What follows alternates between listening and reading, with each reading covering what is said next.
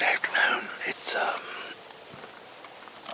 day 2 of the Kentucky season. I come to a different farm. The wind switched on us a little bit with this front. But I'm self-filming this afternoon. Terry had to go back to Louisville. I hung this stand here. Me and Logan and Kaylin hung this stand about a month ago. I was getting pictures of a 160-inch 10-pointer right here. But I'd be lying if I said I was still getting pictures of him because he's went MIA. But you never know, this time of year patterns are changing. So wind changed. It's hit me right in the face, blowing back as a holler, which is good because these deer should come off this hill in front of me.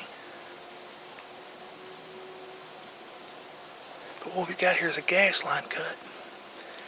And it's a natural travel path for them when it's cut down. But they let it grow. They only cut it one time a year. The gas company comes through here and bush hogs this one time a year. So what I done was I come back in here in June, middle of June, and I cleared me up made a crossing for them right here. I come in here with a weed eater and just mowed it down and throwed a little corn out and got them to using this travel corridor crossing back and forth. But a little bit, like I said, I had that 10-pointer on camera, but when I put my intentions this evening is to bust a doe. I've got a little bit of an itchy trigger finger. And here in Kentucky, we've got a program that's called Kentucky Hunters for the Hungry. There's several processing plants here local that will take these deer free of charge, process them, and donate them to food banks all over Kentucky. It costs us as the hunter nothing. All you have to do is field dress the deer, tag the deer, drop it off at the meat locker, and you're doing your part. It's zero out-of-pocket expense to you, the hunter.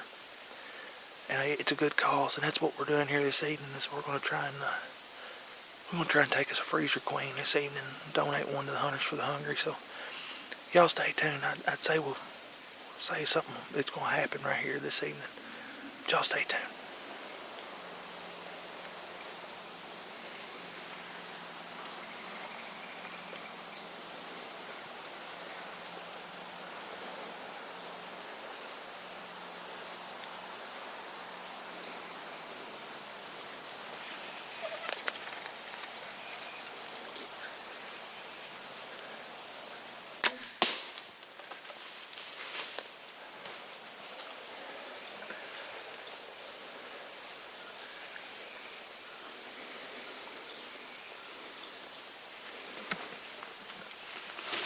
Dead right there.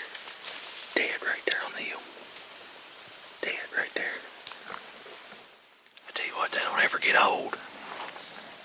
As my buddy Rod Daniels would say, he didn't go 20.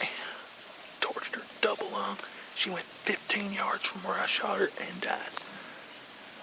You know, Schwacker's been awfully good to me, and that original green, I call it the mean green, the 2-blade, 2-inch, 100-grain broadhead is a bad broadhead. They all make great broadheads, don't get me wrong, but that broadhead right there has caused more death and carnage.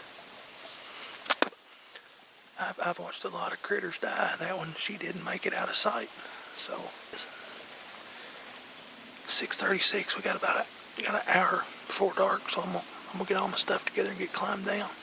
I'm not even gonna be looking for blood. I can see the deer laying from right here. She didn't go 20. So we got one down. She went 15 yards from where I shot her, so I'm gathering my stuff up here at the bottom of the tree and go over and get her drug out the gas line cut, get her dressed out real quick. We're going to take this deer and donate her to the Kentucky Hunters for the Hungry. Great program. It doesn't cost the hunter anything. Just field dress the deer, make sure the deer's tagged, drop it off at a meat locker, and they process the deer and donate it to local food banks for the needy. It's a really, really cool program. I'd like to see a lot of states implement it. Like I said, I'm self-filming. And there she lays. Good night, Irene.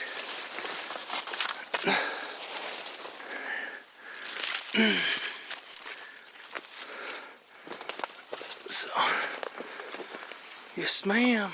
Well, here she is, big mature Kentucky doe. Entrance was good. We got lucky this weekend. The weather cooled off for us. We had a cold front come through. Deer really been moving. both of my shooters had just went MIA, so I have been on dole patrol the last couple of days. Started to kill one yesterday, but it was right at dark. And Terry Ellsworth said, you know, the footage it's almost too late to film, so I let her go. This evening, this deer come in here. We still got about an hour before dark. This is the third deer I've seen this afternoon. Come on out in here in this gas line cut, and I double under. That old Schwacker, she went 15 yards from where I hit her. So it's we just getting started here in the bluegrass. So we a long season. I want to go ahead and knock the dust off, and that's what I did this evening. That's the first deer I've killed with the new Expedition MX-15. It's a pretty bad little bow, so I'm really liking it. We're getting along real well. So y'all stay tuned. We're going to take care of, like I said, I'm going to have to wait till dark. I've got no cell phone service here to get a hold of anybody, so I'm hoping I hear that side-by-side start up pretty soon.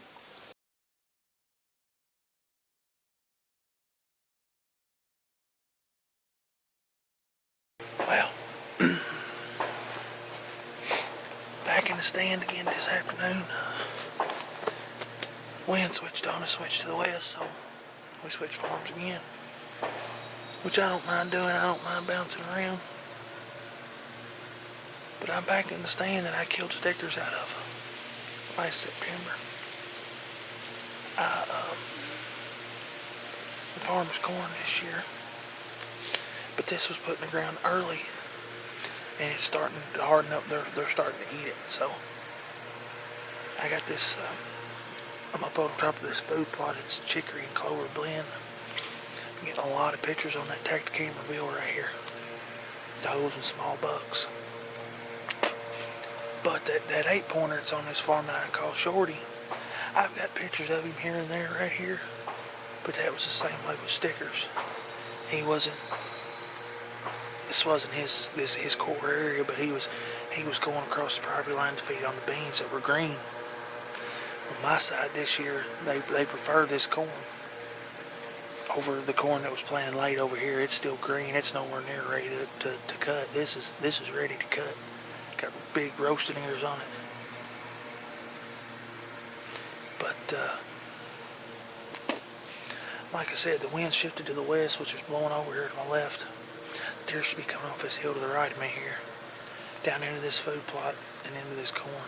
I'm just hoping, maybe lightning to strike twice right here. I know he's coming off of this hillside, but he's not hitting this food plot every evening. He's coming off this hillside somewhere and going around and feeding up through the corn. So what I've done is I've rolled the dice right here. I'm going to set nothing else, just like last year. It's an observation set. We'll sit right here and see what's going on. Watch how the deer move coming off the other side of the farm into the corn on this side. So you can see a lot from right here. But beautiful. It's a little warmer than it was yesterday, but we got a real nice northwest breeze. It's cooling us off. I just got up here and got settled in. So.